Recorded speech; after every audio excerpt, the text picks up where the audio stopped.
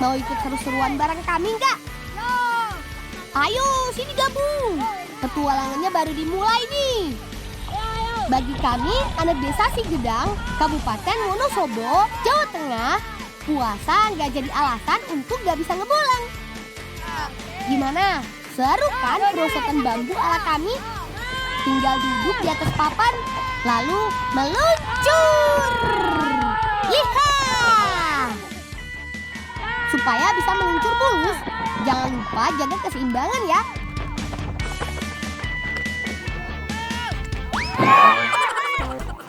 Kalau enggak, bisa-bisa seperti Torik tuh. Belum apa-apa sudah jatuh. Tetap semangat Torik, jangan takut gagal.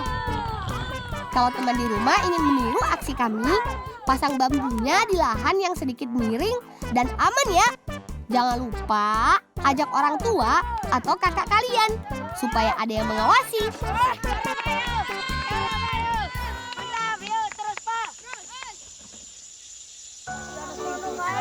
Yo sih. Rewangi Mbak Amet Lombok Bedong Jo. Kanca-kancane udah dijeki. Jo.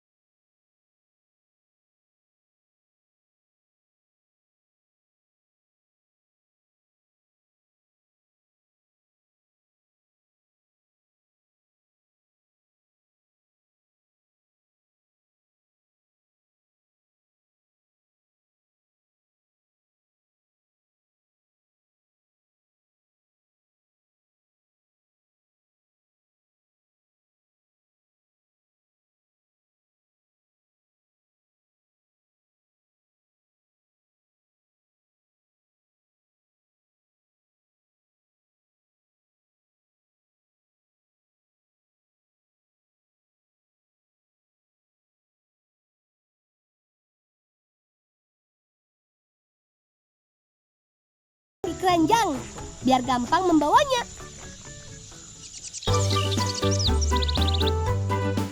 Ini yang kami tunggu-tunggu.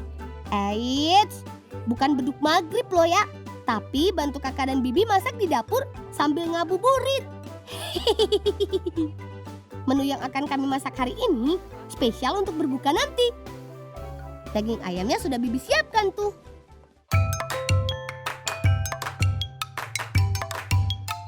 Langkah pertama, pisahkan daging ayam dengan kulitnya. Ini yang aku sebut spesial, karena kulit ini akan dijadikan bungkus olahan daging ayamnya. Satu ayam utuh hanya disisakan bagian kulit, sayap, dan pahanya saja. Sementara Bibi dan Biki menyiapkan daging ayam, aku dan Torik membantu kakak mengolah bumbu dan sayuran tambahannya. Ini dia yang tidak boleh dilupakan, cabai gendol. Gak sulit kok mengolah cabai gendol. Cukup potong jadi beberapa bagian saja. Oh iya Torik, iris juga sayurannya ya. Wortel, brokoli, dan kentang. Wah, Kak Ayu udah mulai meracik bumbu uleknya tuh. Kemiri, bawang merah, bawang putih, merica, dan kunyit. Semua diulek sampai halus. Tambahkan juga daun salam dan sereh untuk pelengkap rasa dan aroma.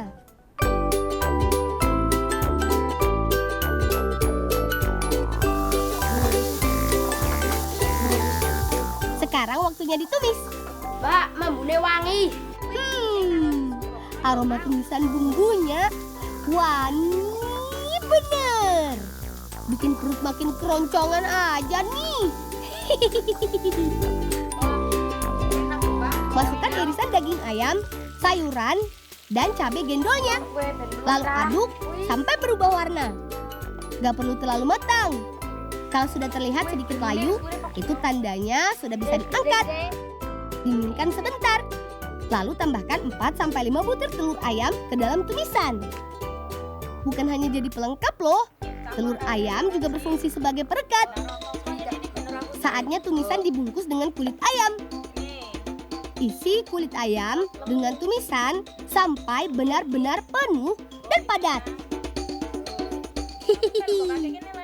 Lama-kelamaan bentuknya seperti ayam utuh lagi ya.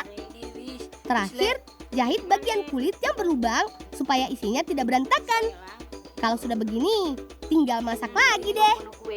Batu panasnya sudah Iqmal siapkan. Ayo kita panggang.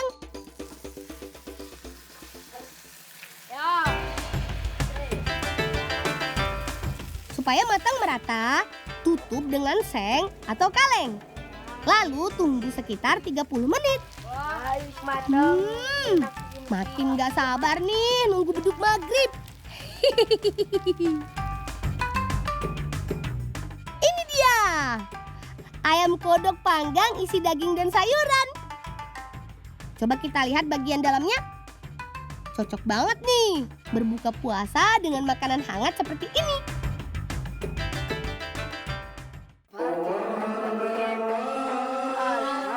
Tuh kan. Ayo baca doa dulu. Kami buka puasa dulu ya teman-teman. Ayo Bi, bagikan ayamnya. Rasa pedas cabai gendol memang gak bohong teman. Wah, tumisannya super pedas. Jadi makin tambah selera makan.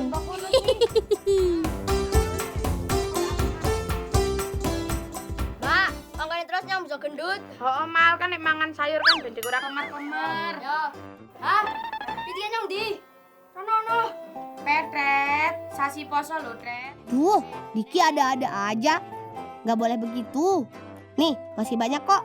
Gak perlu mengambil punya Iqmal.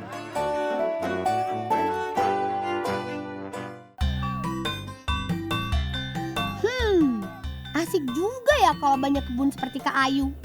Mau apa aja tinggal petik. Wah, buahnya banyak. Sudah ada yang berwarna merah juga. Teman di rumah tahu buah yang satu ini kan? Kami biasa menyebutnya kemar. Atau dikenal juga dengan sebutan terong Belanda. Meskipun nama belakangnya Belanda, ternyata buah yang bentuknya menyerupai telur ayam ini berasal dari negara Peru loh. Kata kakak diberi nama terong Belanda karena buah ini pertama kali dibawa masuk ke Indonesia oleh orang Belanda pada masa penjajahan dulu.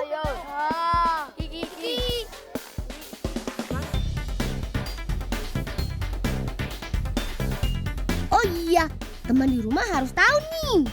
Terong Belanda bukan terong yang biasa dijadikan bahan sayuran loh ya. Terong yang satu ini rasanya asam dan manis. Berbeda dengan rasa terong yang biasa diolah menjadi sayur. Buah kemar hanya bisa tumbuh subur di ketinggian 1000 sampai 2000 meter di atas permukaan laut. Gak heran, kemar banyak dibudidayakan di dataran tinggi Wonosobo. Kalau teman di rumah mau buah kemar, datang saja ke desaku. Dijamin gak akan sulit mencarinya. Wah, kue api kayaknya cek digawe cendol. Wah, cendol buah kemar. Pasti enak nih. Kak Ayu memang hebat. Pintar membuat makanan lezat buat kami.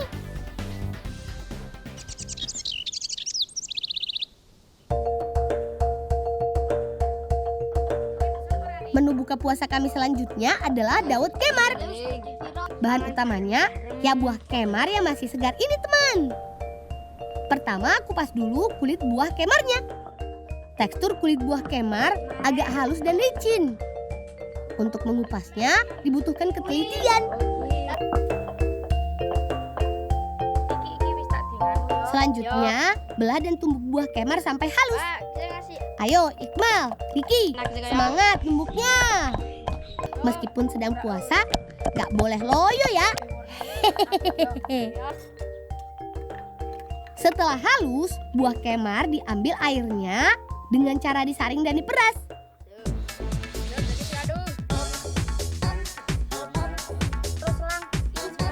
Semua bahan sudah lengkap. Sekarang tinggal membuat adonannya. Sari buah kemar dicampur dengan tepung tapioka dan tepung beras. Aduk sampai semuanya tercampur. Kata kakak, jangan sampai ada yang menggumpal supaya hasilnya bagus. Diki sudah menyiapkan apinya tuh. Yuk Kak, lanjut masak adonannya. Saat dipanaskan dengan api kecil, adonan harus sambil terus diaduk sampai mengental. Setelah sedikit mengeras, adonan sudah bisa diangkat. Proses berikutnya tinggal cetak. Tuang adonan di atas saringan, lalu tekan sekuat tenaga. Tuh, jadi kan? Siapkan air dingin di bawahnya supaya adonan dawet terbentuk dengan sendirinya. Ayo, cetak yang banyak teman-teman, supaya dawetnya jadi banyak.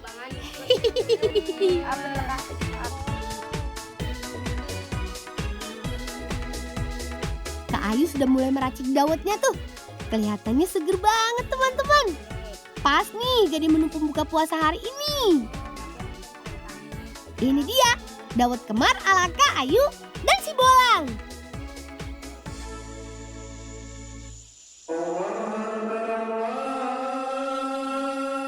Alhamdulillah, akhirnya tiba waktunya berbuka. Buah kemar juga kaya akan vitamin. Gak cuma nyegerin, tapi juga bisa menjaga daya tahan tubuh kita sehingga puasanya bisa tetap terjaga.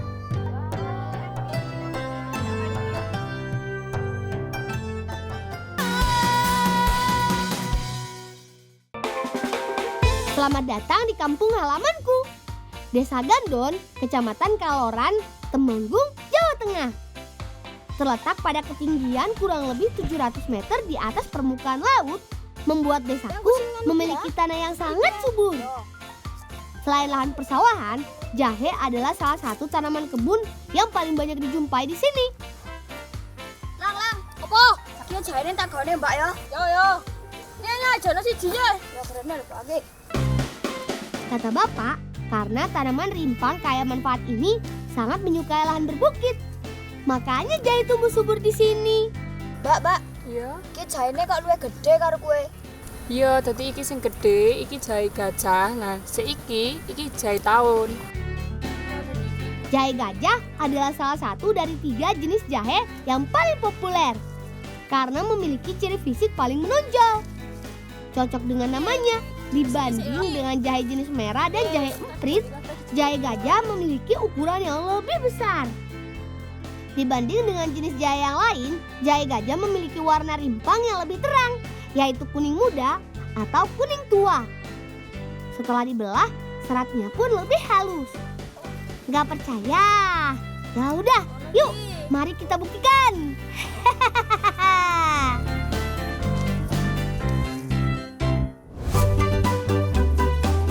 Teman, serat halusnya membuat jahe gajah ini sangat mudah diparut.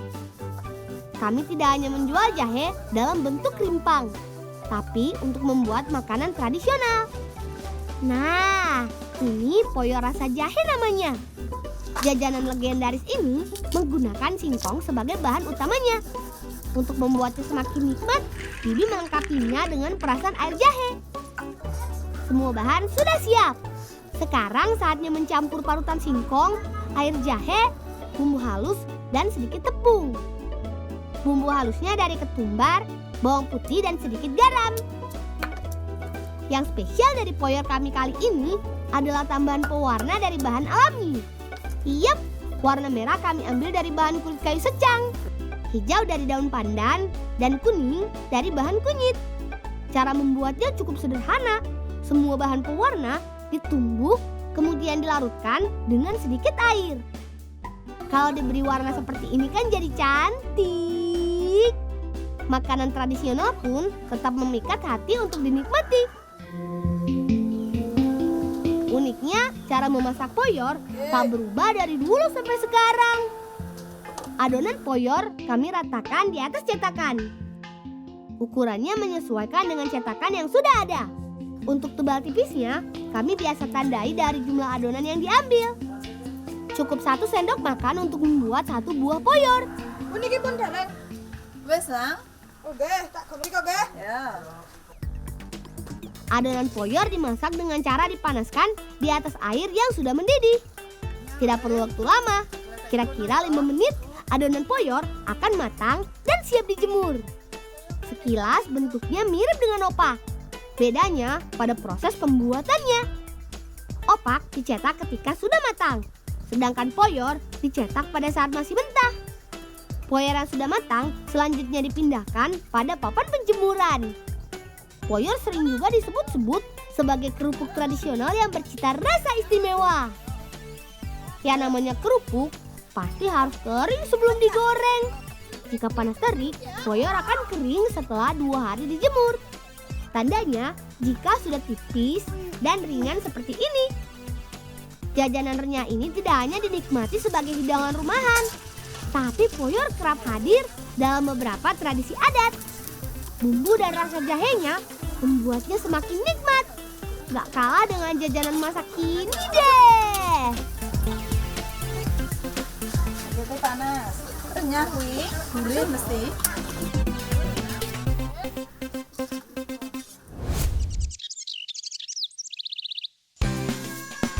Awas, jangan didorong. Hati-hati.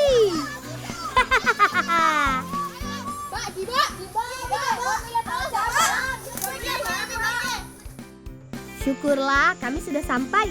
Ini pohon jengkol yang mau dipanen. Kuwi anane doke sik. Iya, Pak. Kuwi diunggahke hisan ya. Wah, buahnya lebat banget. Nasul, godake tasnya ya. Ya, Lang. Yang golek kepreng nang ngono. Ya, tak golek Lang. Cepet ya. Ya. Lang. Apa ngewangi mek jengkol ya? Oh iya. Teman, jengkol dipanen 2 kali dalam setahun. Biasanya menjelang pergantian musim kemarau ke musim penghujan. Hanya saja kualitasnya tidak selalu sama, seperti masa panen kali ini.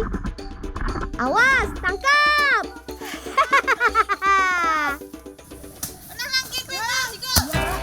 Tanda jengkol yang sudah tua apabila warnanya coklat gelap. Sedangkan jengkol muda biasanya berwarna lebih terang. Nah, seperti ini. Kakak memang paling jago memilihnya. Maklum saja, karena kakakku sangat suka makan jengkol. Mantap!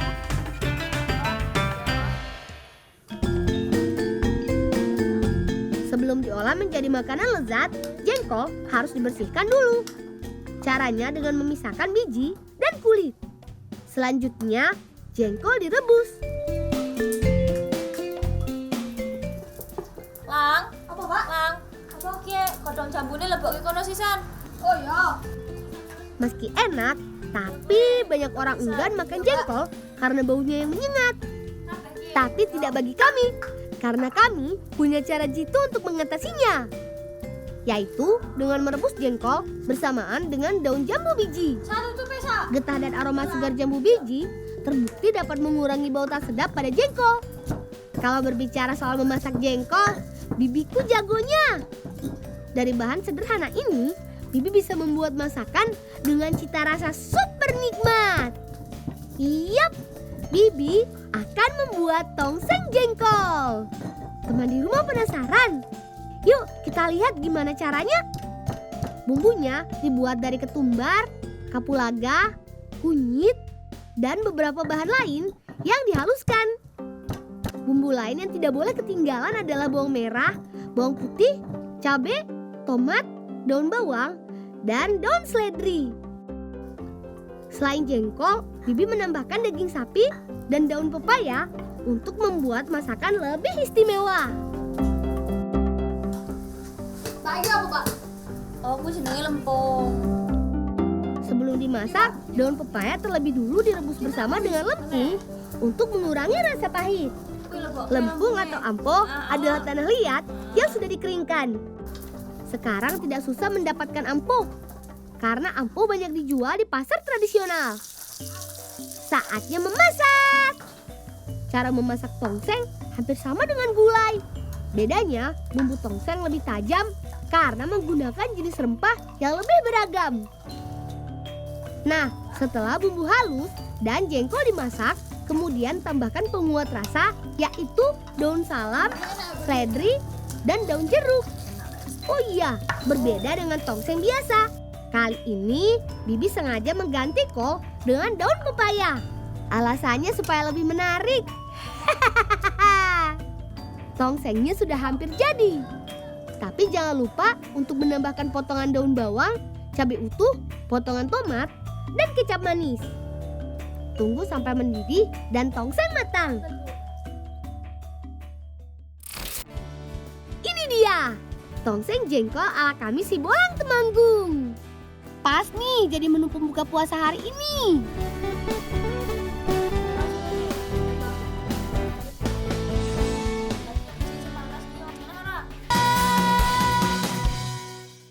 Ready? Sebuah mini-seri kisah Sibolang. Drama petualangan yang penuh dengan aksi dan komedi khas Sibolang. Sebuah pengalaman baru dengan latar belakang keindahan alam dan budaya lokal. Penampilan spesial dari Coach Jajang Nurjaman dan Charlie Van Houten. Bolang The Series, mengejar mimpi. Senin sampai Jumat 25 sampai 29 April jam 12:30 siang. Ini